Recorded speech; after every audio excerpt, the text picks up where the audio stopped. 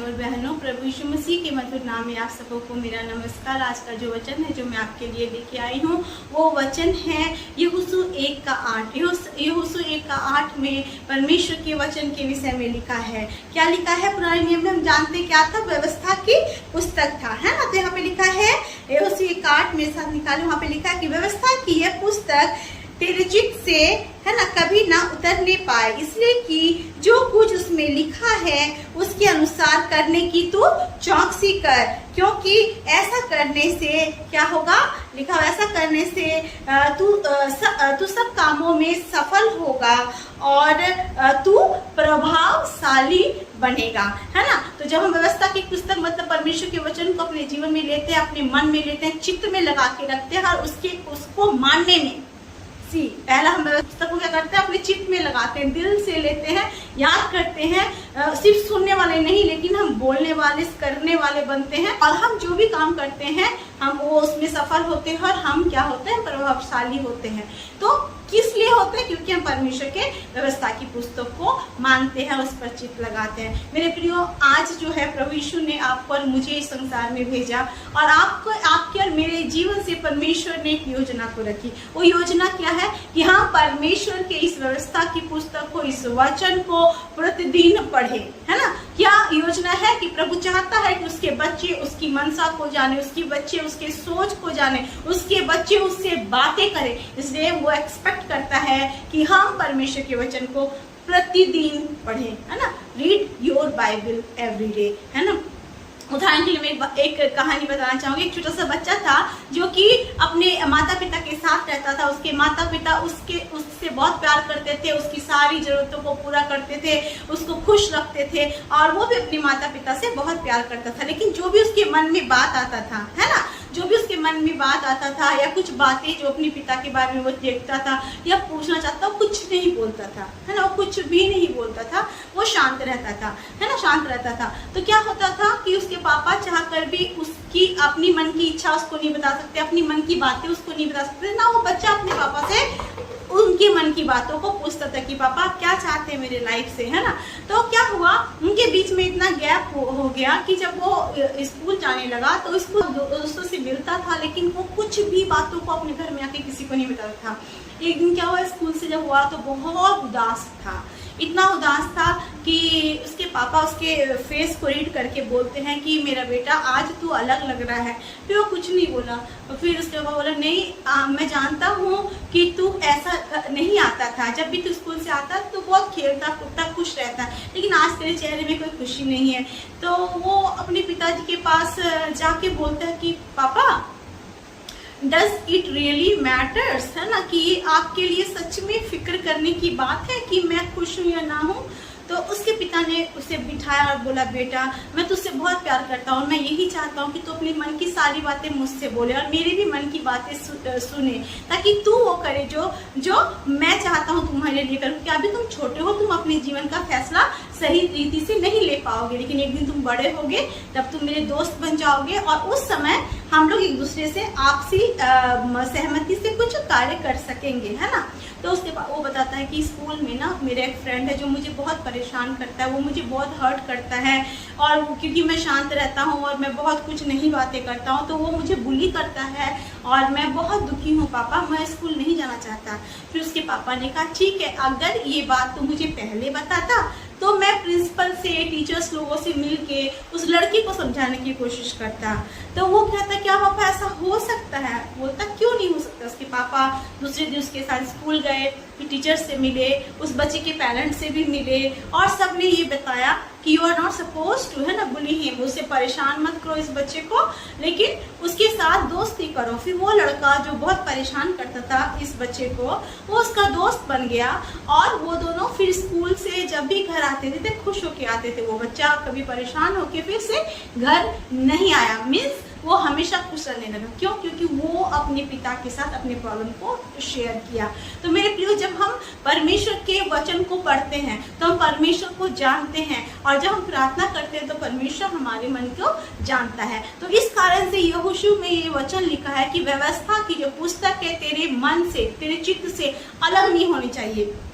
ताकि तुम जान सको कि क्या परमेश्वर तुम्हारे विषय में इच्छा रखता है, क्या परमेश्वर तुम्हारे लिए योजना बनाता है। लेकिन अगर हम परमेश्वर को जानेंगे नहीं, उससे बात ही नहीं करेंगे, अपनी समस्याओं को उसके पास नहीं लाएंगे, तो ना व्यवस्था की पुस्तक हमारे चित्त में रह के आशीष नहीं ला सकेगी, ना हमारे काम में सफलता हमें मिलेगा, ना हम प्रभावशाली होंगे, क्योंकि हमने एक गैप को प्रभु और अपने बीच में बना लिया। क्योंकि प्रभु का वचन कहता है कि जो भी परमेश्वर के वचन को मानता है, जो भी परमेश्वर के वचन को गहराई से अपने हृदय में बसने देता है, तिमुथियुस में लिखा है गहराई से अपने हृदय में बसने देता है ना, तो सिद्ध ज्ञान से सीखता है। जब वो सिद्ध ज्ञान से सीखता है तो वो इस संसार की बातों को है ना अच्छी रीति से हैंडल कर लेता है और वो हर काम में सफल होता है। जैसे भजन संहिता 1 में लिखा है कि जो पुरुष परमेश्वर के वचन को मानता है, उसका भय मानता है, बुरों की संगति में, गलत लोगों की संगति में, ठट्टा करने वाले की संगति में नहीं बैठता, लेकिन यहोवा की व्यवस्था पर दिन भर मन लगाता है, वो कैसा होता है? वो एक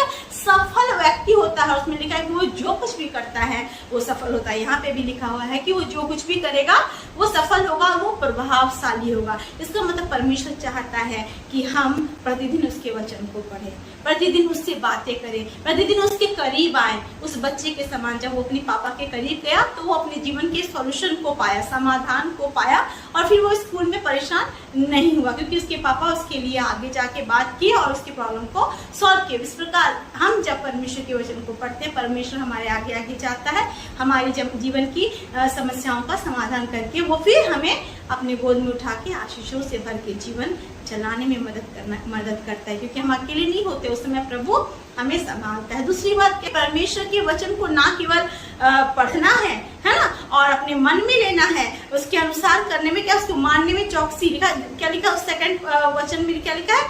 तू है ना, लिखा इसलिए कि जो कुछ उसमें लिखा है उससे उसके अनुसार करने में तू चौकसी कर। व्यवस्था की वचन को कैसे कर? सबसे पहले अपने मन में ले, चित्त में ले, फिर उसमें जो कुछ लिखा है उसको मानने में चौकसी कर। Like you have to be watchful कि मैं परमेश्वर के वचन की बातों को अपने जीवन से पूरा करता हूँ कि नहीं करता। अगर नहीं करते हैं तो हमें आशीष नहीं मिलेगी। परमेश्वर का वचन यूहन्ना 14:15 में लिखा है इस प्रकार से, यीशु ने कहा कि if you love me you will obey my कमेंड्स, है ना। अगर तुम मुझसे प्यार करते हो तो तुम मेरी आज्ञाओं को मानोगे, क्योंकि परमेश्वर की आज्ञाओं को जब हम मानते हैं तो हमारे जीवन में बहुत आशीषें आती है। अगर आप बाइबल में पढ़ोगे, throughout the whole Bible, आप स्टार्टिंग से लेके अंत तक अगर पढ़ोगे तो वहां पे आज्ञाकारिता की ब्लेसिंग आप पाओगे, है ना। जब यीशु मसीह है देहधारी होके जब इस संसार में आया तो वो सबसे पहले पता क्या किया? वो पिता की आज्ञाओं के अनुसार अपने जीवन को जिया।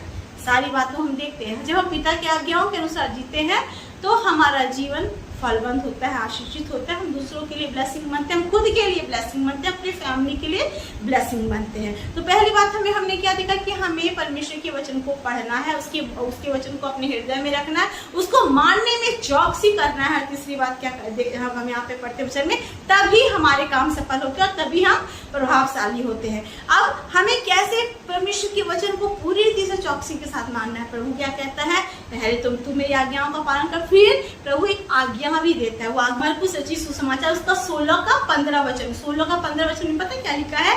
Go and preach the gospel, है ना, कि संसार में जाकर सुसमाचार का प्रचार करो।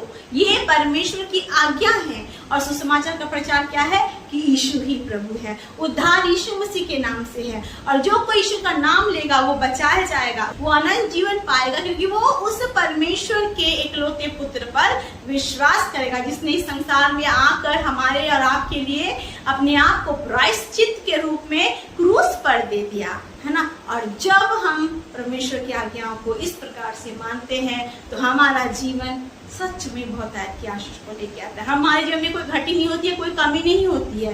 अगर तब हमारे लाइफ में कमी घटी हो तो आप प्रभु को बोल सकते हो, परमेश्वर मैंने सब कुछ आपके अनुसार किया, वेयर इज माय ब्लेसिंग। 100% मैं बता सकती हूँ, ये मेरा पर्सनल अनुभव है कि जब मैं प्रभु के लिए कुछ करती हूँ, प्रभु अपने बच्चों को ना क्या बोलते हैं, सबसे अच्छी सैलरी देता है।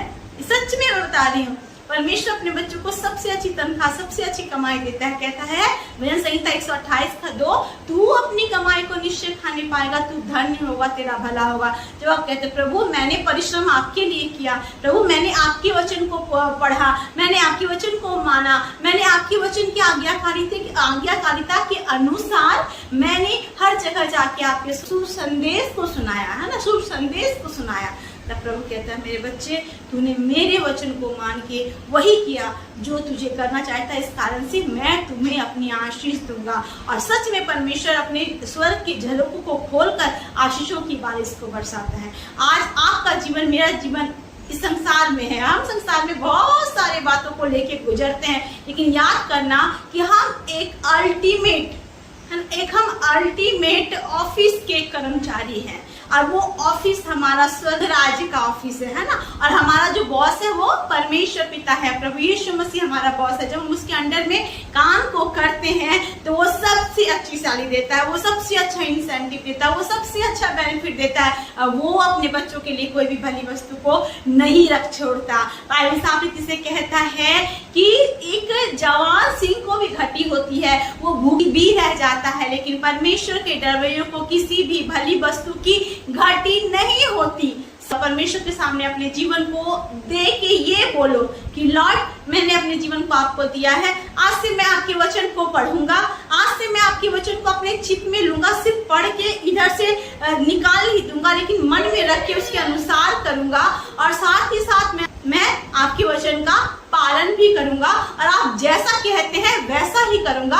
आपने कहा कि आपकी सुसमाचार को संसार में फैलाया जाए, तो मैं जरूर फैलाऊंगा, आपसे प्रेम रखूंगा, और फिर देखना आपका जीवन कैसा बदलता है। आप बिल्कुल बदल जाओगे और परमेश्वर की आशीषों को भरपूरी से अपने जीवन में देखने पाओगे। तो आइए परमेश्वर को अपना जीवन दे, उसके वचन को अपने हृदय में ले, उसकी आज्ञाओं का पालन करे, और उससे अनलिमिटेड और मिराकुलस आशीषों को आज ही अपने जीवन में प्राप्त करें। आइए हम प्रार्थना करते हैं। अनुग्रहकारी महान परमेश्वर पिता, नम्र दीन होकर आपके चरणों तले आते प्रभु, हम आपका धन्यवाद करते सुंदर वचन के लिए पिता जो आपने दिया खुदावन प्रभु। इस वचन से तेरी महिमा होने पाए परमेश्वर पिता। सच में परमेश्वर हम आज से ऐसे इंसान बन जाए प्रभु जिसके जीवन से आपको महिमा मिलती हो पिता। एक ऐसे व्यक्ति, एक ऐसे भाई, एक ऐसे बहन, एक ऐसा बेटी, एक ऐसा बेटा जो आपके वचन को, अव्यवस्था की बातों को अपने हृदय में रखने वाला, उस पर चौकसी करने वाला, उसको मानने वाला, और आपने जैसा कहा वैसा करने वाला बन जाए। क्योंकि हम जब ऐसा करेंगे परमेश्वर, हम निश्चय अपने जीवन के हर एक प्रभु पराजित विषयों में प्रभु जीत को हासिल करेंगे पिता। जहां हम हार रहे हैं पिता, वहां हम जीत को देखने पाएंगे परमेश्वर, विक्ट्री को हम देखने पाएंगे परमेश्वर। की आपका वचन कहता है प्रभु आपने हमें जीवन से भी बढ़कर जीवन देने के लिए बुलाया है परमेश्वर पिता। हम पर अनुग्रह करना, दया करना। सच में प्रभु आपके वचन के इम्पोर्टेंस को समझ के प्रभु हर दिन हर पल प्रभु आपको प्रभु अपने हृदय में लेके प्रभु आगे बढ़ने में मदद करना पिता। हम सबके साथ है ना, हमारी हर एक कमी घटियों में प्रभु आप हमारी जरूरतों को पूरा करने वाले परमेश्वर है। आप हमारे आंसुओं को पोंछने वाले परमेश्वर है। आपने कहा विश्वास से मांगो तो तुम्हें मिलेगा, आप हमें सब देते हैं पिता। तो आज हम ये दुआ करते हैं प्रभु आप हमें वो मन दे प्रभु कि हम आपके वचन से प्यार करें, आपसे प्यार करें, आपकी आज्ञाओं को माने और आपसे आशीषों को ले सके। धन्यवाद करते प्रभु, आपने प्रभु इस वचन के द्वारा हमसे बातें की। हर एक सब्सक्राइबर्स को आप छू रहे हैं, आशीषों से भर रहे हैं, हर एक के जीवन में प्रभु अपने अद्भुत कार्य को कर रहे हैं प्रभु। आपका धन्यवाद। यीशु के नाम से इस प्रार्थना को मांगते हैं और पा लेते हैं, आमीन। Praise the Lord, God bless you all.